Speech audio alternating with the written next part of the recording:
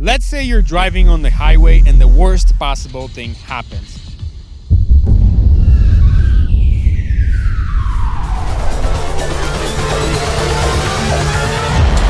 Nuclear explosion.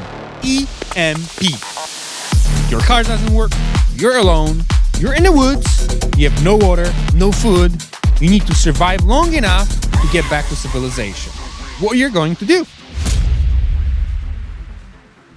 Hello, Pawel. You're lost, Pawel. You're in the forest, you have You nothing. need help. You can't do this alone. What do we do? What about food? You're in danger, Pawel. What about water? Pawel. Alcohol. Get out, Pawel. It's gonna be dangerous. Run. Wake up, Pawel. You need to survive. Wake up. You can't do this alone. Wake up. Come with me if you want to live. This is Mitch Vayuf. I'm lucky enough that he emerged from the woods to show me how to survive. Oh, hi, Mitch. Nice to meet you, Mitch. You too, Pawel. What am I doing here? That's a great question. We're going to try to make sure you don't die. I'm Mitch. I'm a prior U.S. Air Force SERE specialist. I've spent the last 12 years of my career in the military, specializing and focusing on how to train anybody, how to survive anywhere in the world, regardless of the situation. We're going to show you everything that you need to know in order to be able to survive out in the woods at least for 24 hours, be able to get back to some form of civilization. How much time we have here? And be here for 24 hours, so 24 out hours. the entire night. Yep. That's fun. So it would be nice to find a place to sleep. Yep, that's going to be part of it. We're going to have to make that. So we got to build shelter, Yep. source water, Yeah. start the fire. What about food? We'll make it. We'll make food. Yes. We'll make food. Yes. Oh, I'm looking forward to that.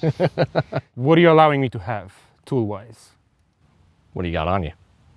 Tumbler and a fixed knife.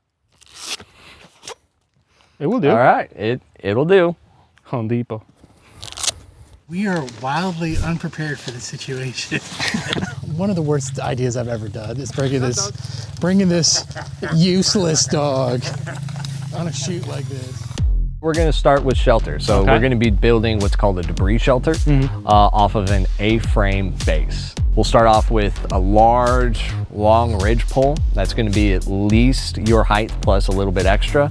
And then we'll build what we call whale bones on top of that in order to give it kind of like rafters. General rule of thumb for shelter site locations is trying to find someplace that's good and elevated. We want to get above where the water is going to be sitting and standing. And ideally, we want a set of live trees that kind of make a V. These natural Vs are amazing starting points for structures because it gives you something to lodge off of. You're gonna check the ground first, make sure that it's free of any anthills or holes of other ground-burrowing animals. Oh, look at this thing. Tick right there on your pants. Look at that. He's going towards my funds. No fix. The things that are going to be more of a hazard to you than just that tick, dead branches, dead trees. How do you recognize those from the healthy trees? Good healthy trees will still have all of its bark on it. However, if it's sloughing off like this is dead. So that one's not even attached to the ground anymore. Holy shit. It would have just blown right over. If I know this is where we're going to be putting in for the night, I want to hold my arm out at about a 45-degree angle and look down the arm and rotate. If I see the top of those dead branches above my arm, I'm in its fall path. I think we Gucci outside of this guy, but it's far enough. Right? No? Okay, no. Now we're good. Now we're good. Okay. We are building a house for me. We need to find a tree that will support it with a little Y. If we can push it down, we can break it up and we can use what we need. And then we're gonna build a structure for it. So Mitch is breaking trees. Mitch, Yeah. let me build my house, sir. I appreciate it. So shelter is probably something I can build. I do stuff around the house all the time, build shit. The hardware store is like my favorite boutique. So, shelter, let's see. Hell yeah.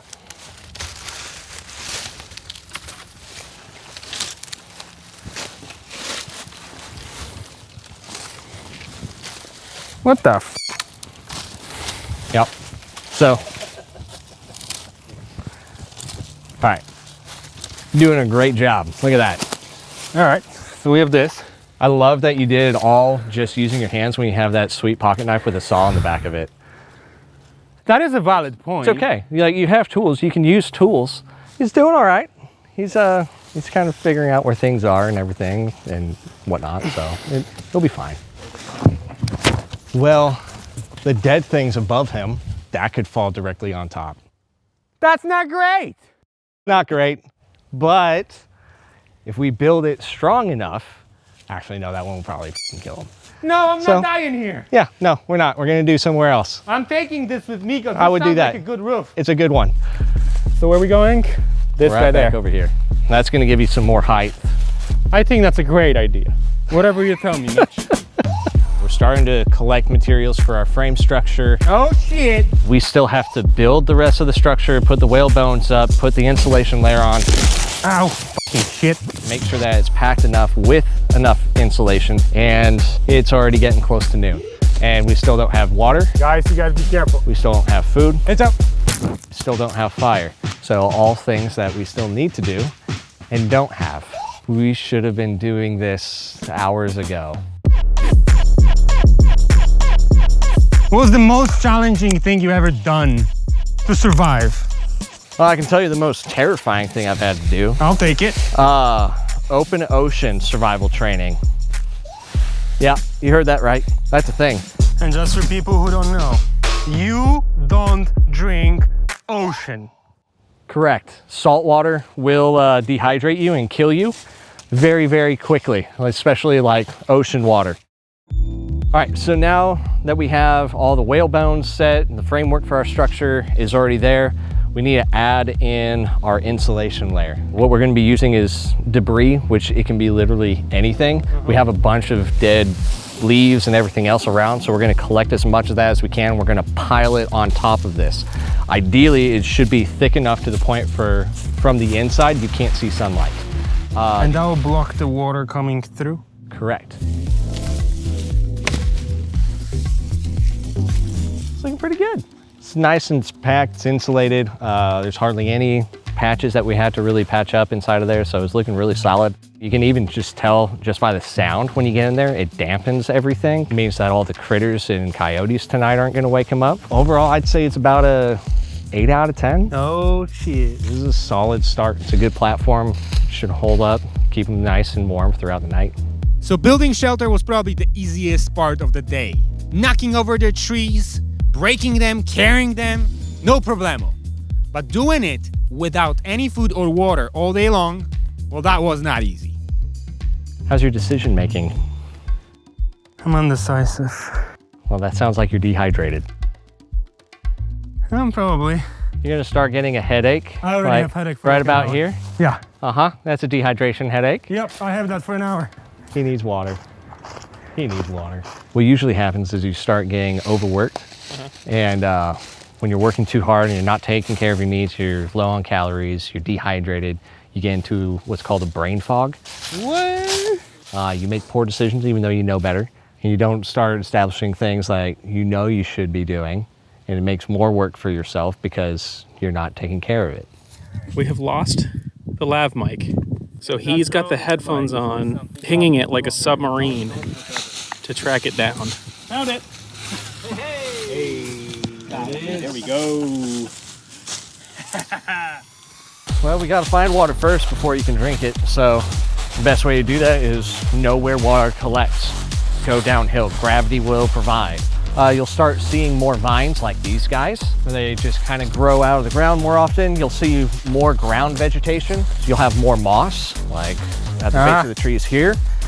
And More then moss. Eventually, you'll just see the water itself. There it is. And then you'll also start feeling that temperature shift. The water looks fairly clear. It does. How do we know if it's okay to drink? You never actually know how clean it is without actually doing like chemical tests. We don't know if there's like a deer carcass that fell into the creek upstream. Yeah, So, you definitely make me want to drink that water for sure.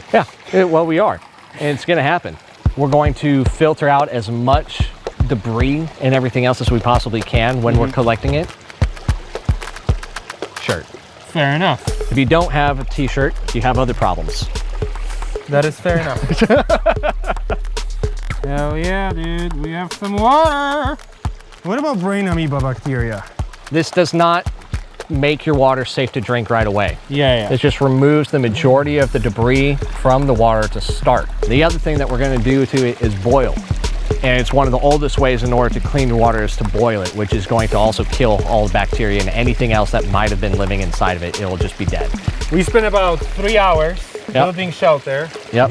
And half an hour to, thankfully we have a creek next to us. Yep. And then we're gonna have to make a fire with bare hands, which we don't know how long that's gonna take. Yep. So we're looking at, you're gonna have about 5 to 6 hours before you drink some liquid. Sounds great.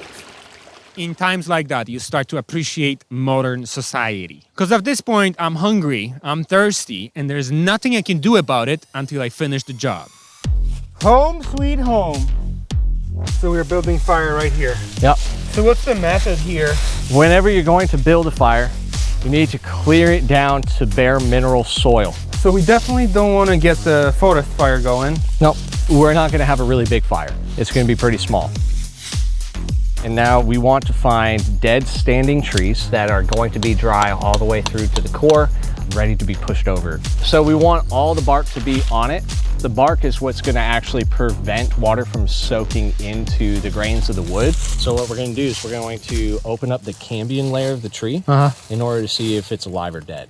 And if it strings and bends really easily, it's full of water.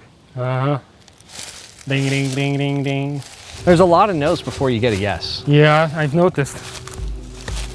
This is definitely That dry. looks, Okay. that's a hard wood, which is good.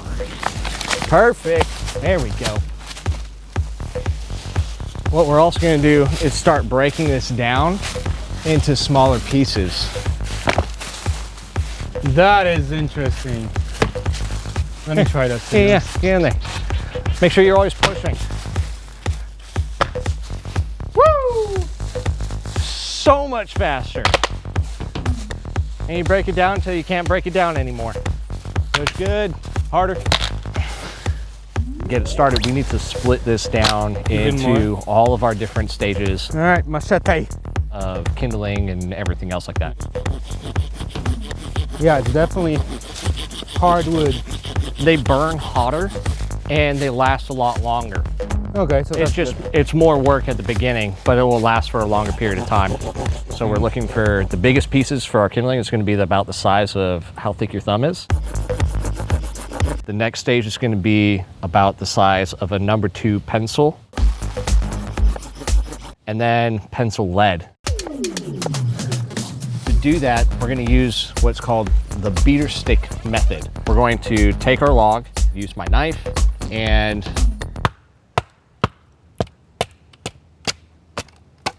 in order to split it in half. Damn. All right. I'm trying to just axe it. I might have broke my hand actually. You good? Getting dings, cuts, scrapes, all that sort of stuff, it just happens. Do we need to chop it more? Oh yeah. Oh yeah. All of it. Push down, not pull. There you go.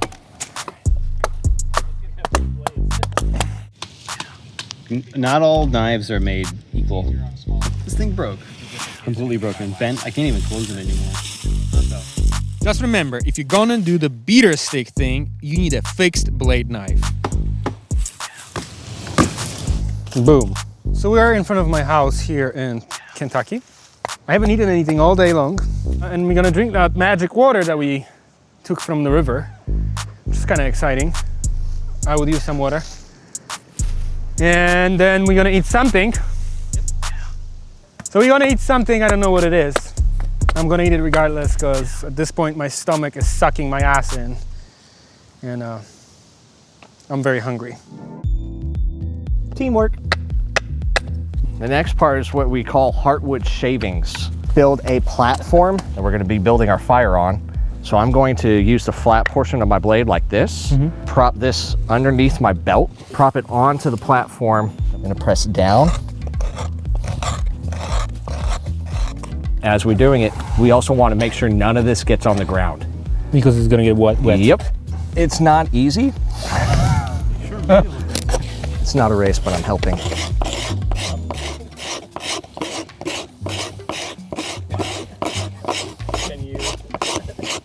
Mitch knows everything and he can do anything. I bet you that he can chisel up a car here and do some Flintstone shit and drive us away from here. So the next part is actually lighting it. Fire needs 3 things to exist. Air, Yep.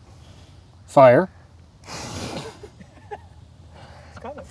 Heat, fuel, oxygen. If you remove any one of those 3 things, your fire's gonna die. Okay. So it's So that's our fuel. We have our air.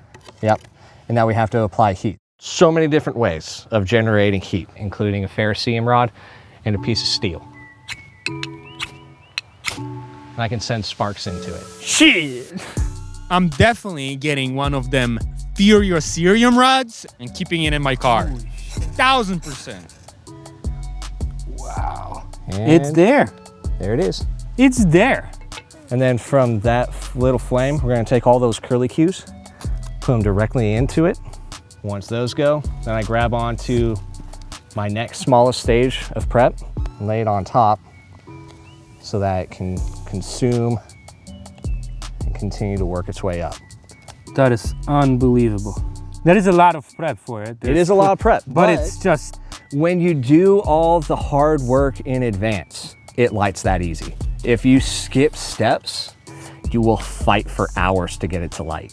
I think this is our lesson to understand that shortcuts are not the best thing always. No, sometimes you legitimately, You gotta do the job. You have to do the work. I think men are meant to endure hardship. I used to hear that as a kid, and I always wonder why men are meant to struggle. It's because good things worth doing are hard to do. If you want to build something worthwhile, you're gonna struggle to get it done. So we built the fire, and now we're gonna boil the water. What do we need to boil the water? I'm assuming we're not just putting cup on top of that. Well, with mine, we can. Okay. Mine's a titanium cup, so it transfers the heat really efficiently directly into the water, and it'll boil it directly. You brought an insulated thermos. Yep. Which has a vacuum sealed layer. What happens to a gas in a vacuum when it heated up? It's gonna explode. Yeah. Yep, not great. So we're not gonna do that. So in order to boil the water inside of your cup, we're gonna make what's called stone soup. So we gotta find stones, and you said Yep. we're not looking for stones that were near the creek. Found nothing. Correct, because the water in those stones can create small pores, and if you put them in the fire, they also can potentially explode. You would think it'd be so much easier just to find rocks. I know, right? Hey, that's a good one. We have stones, so wash them off so that we don't have dirt on them. Mitch, Yeah. water smells like shit. Probably shit in it. You can put the rocks on there right now. Here, on top of it here.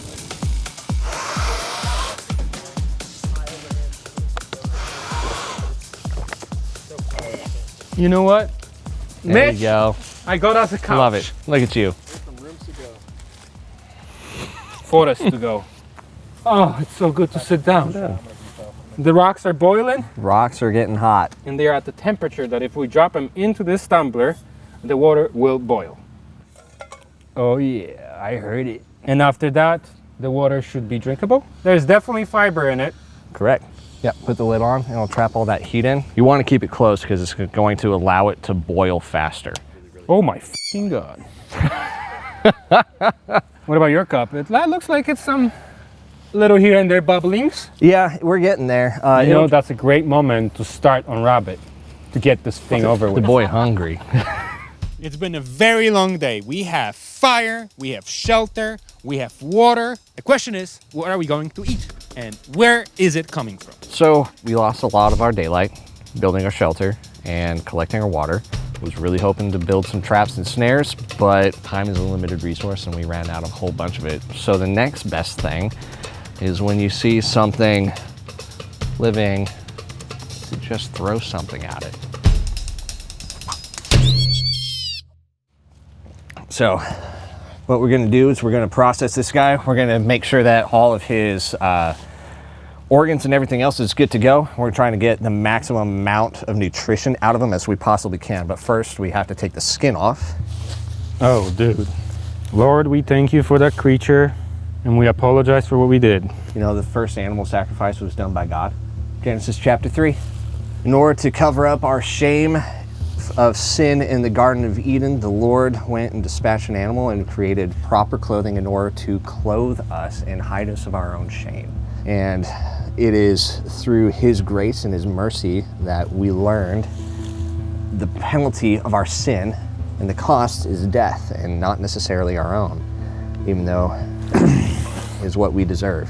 So as aggressive and brutal it feels, that's the circle of life. The burger you're eating, meat's coming from somewhere. All of it comes from somewhere, and it doesn't just magically appear on your table. This just looks f***ing unreal. So part of our calling as men on this planet is to provide for our families. And to do that, you got two options for food. You got vegetables or you have meat. And the other part of the meat is you have to get it somehow. And the only other way of getting it is to kill.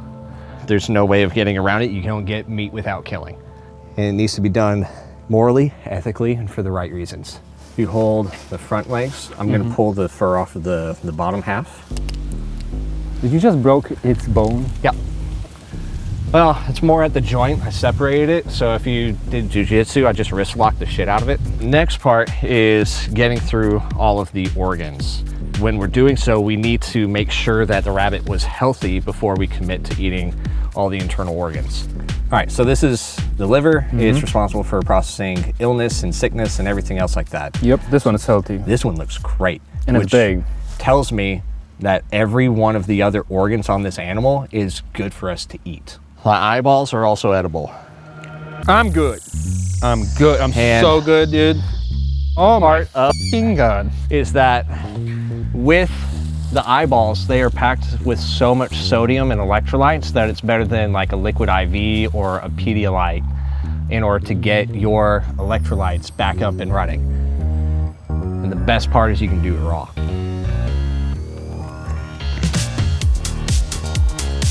Holy shit. Check, please.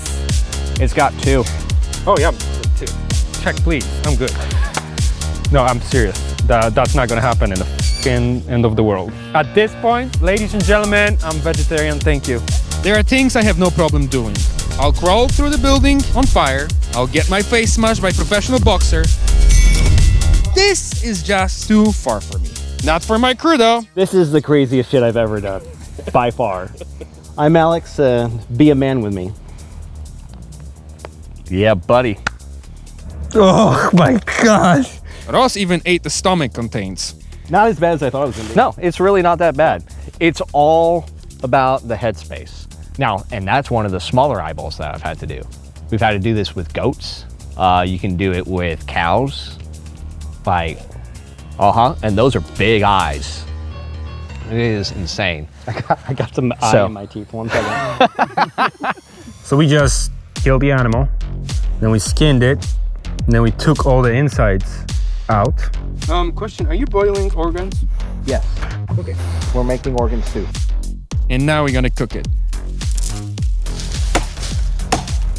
It's been a very long day, but overall, I am very happy how it went. And it's actually pretty cozy in here.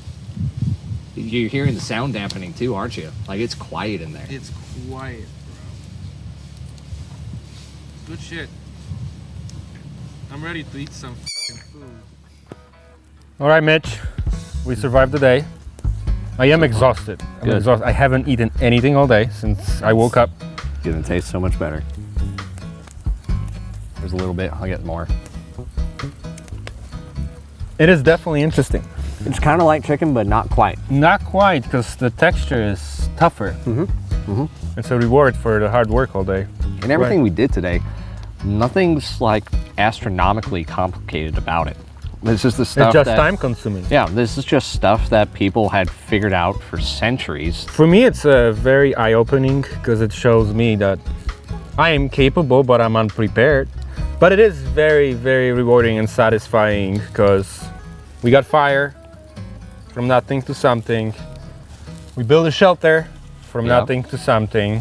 This is awesome. This is like... We got the water, cleaned all of that. Yep. Got that set up. We were able to use it and boil the organs down and make a nice little soup out of it. Like, it's good. It's good. It's really good. I believe you. You know, what I'm thinking about it is, I think every man should do something like that. Should. There's been multiple times where I've ran into full-blown adults in their 20s, 30s, even further, and they've never seen a tree outside of concrete. That's just so sad, man. And they have no idea. They've only seen burgers inside of packaging or over at McDonald's or something else like that. They don't know what real meat looks like. They don't know where it comes from. They don't know what animal it comes from. They don't know how to take care of themselves. For all the men, get your ass outside. Do something manly. Doesn't mean you have to kill the animal, but if you kill the animal, eat it. And do it the right way. Okay, let's eat some fucking chicken rabbit and have some vodka, I guess, because damn. Ross, we gotta find some potatoes. I cannot not have potatoes with this beautiful rabbit. Holy shit!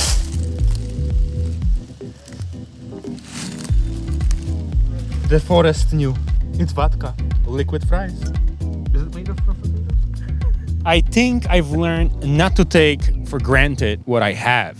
Not to forget all the struggles humanity went through. To be able to provide a modern society so we don't have to struggle anymore.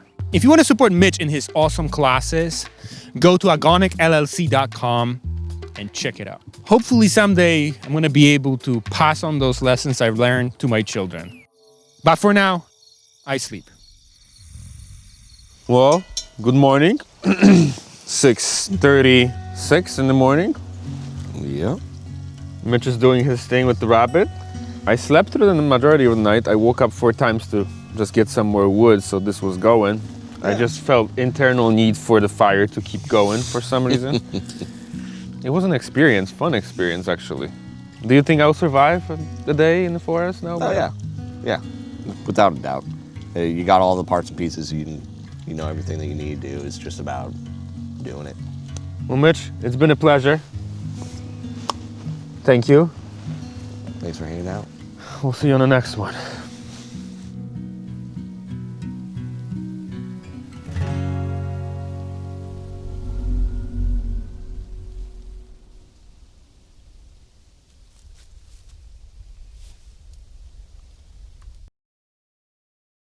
So I want to say this loud and clear. I was very, very, very against it, but we needed to experience it. Again, God, thank you for this, and dear Bunny, I'm sorry, and we're gonna eat you. Yep. It's definitely not a episode for vegetarians. Nope.